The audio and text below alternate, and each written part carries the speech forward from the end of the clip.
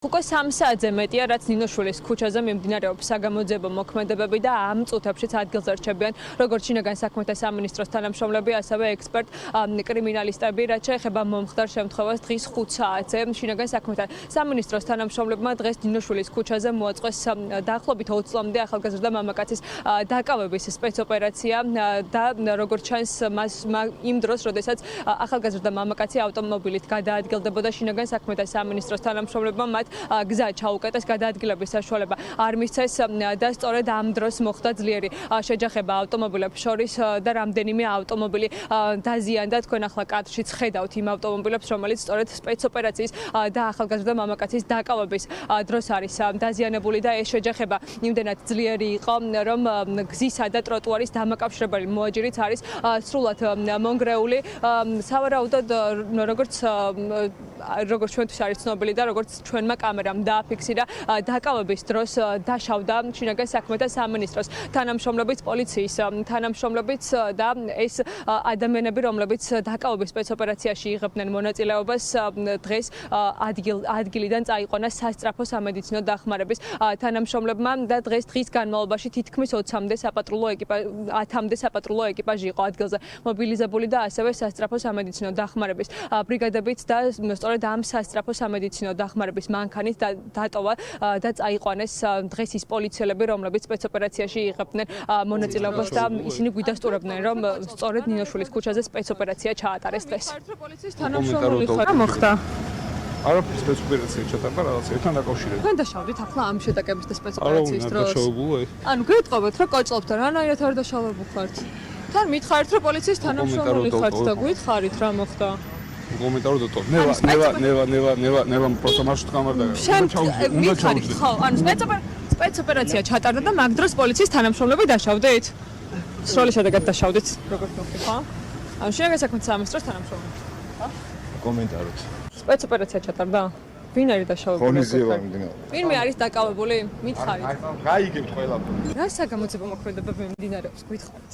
არ ვიცი, არა ვერაფერს ვერ გეტყვი. პრესცენტს მიმართ. ხომ გამოხოდით ახლა? სპეცოპერაცია ჩატარდა? პრესცენტს მიმართ. სპეცოპერაცია ჩატარდა? არ ვიცი. გასროლა თუ იყო? არ ვიცი. ვინ არის დაშავებული? პოლიციელები არიან დაშავებულები? პრესცენტს მიმართ.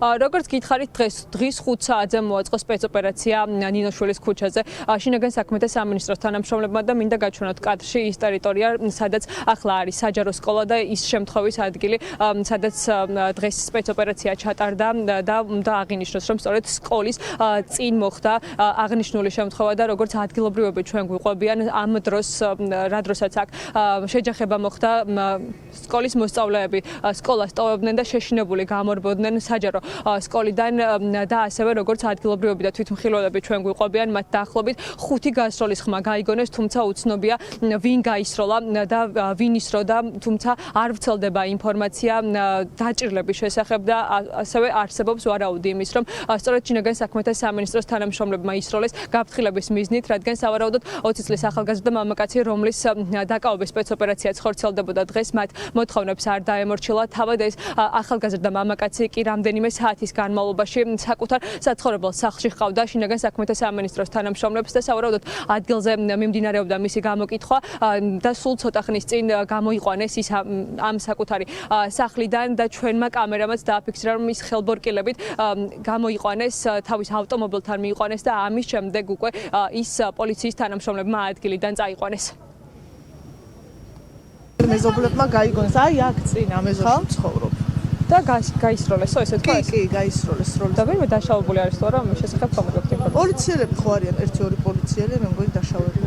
ანუ გასროლის დროს თუ უბრალოდ შეჯახების აი გარბოდა ის, მე მგონი, ვისაც იჭერდნენ და მაგ დროს დაშავდა 2 პოლიციელი. დაეჯახა მგონი ერთი მანქანა მეორეს და მე რაღაც ამბავი ეთქო. რომ დაეჯახა, ამის შემდეგ გაიგონეთ სროლის ხმა?